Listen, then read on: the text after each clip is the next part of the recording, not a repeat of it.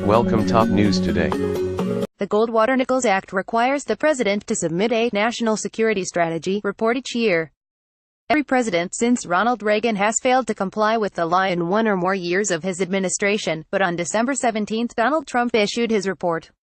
Unfortunately, Trump's offering is of a piece with his prior displays of economic illiteracy and foreign policy jingoism.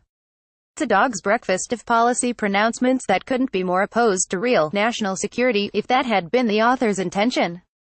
The document reiterates Trump's commitment to economic protectionism in the guise of fair and reciprocal trade, rattles sabers at Russia, China, and North Korea, and commits to extending decades of disastrous U.S. military adventurism in the Middle East. Trump's distant predecessors showed us what a real national security strategy would look like. At the end of his 2 terms as president, George Washington warned in his farewell address that the great rule of conduct for us, in regard to foreign nations, is in extending our commercial relations, to have with them as little political connection as possible. Thomas Jefferson echoed that sentiment in his first inaugural address, announcing a doctrine of peace, commerce, and honest friendship with all nations, entangling alliances with none. While serving as U.S. Secretary of State, future President John Quincy Adams observed that America goes not abroad in search of monsters to destroy. She is the well-wisher to the freedom and independence of all.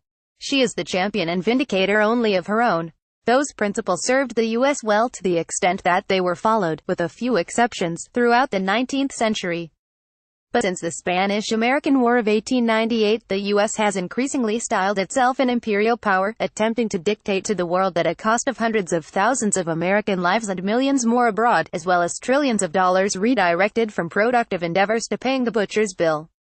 The 20th century was a near-continuous orgy of bloodshed which, for the U.S., was entirely optional. A real national security strategy comes down to 2 things: free trade, and minding our own business.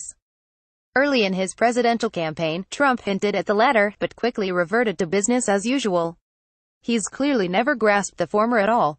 Unfortunate, as the two are also the elements of a great presidency, if such a thing is even possible.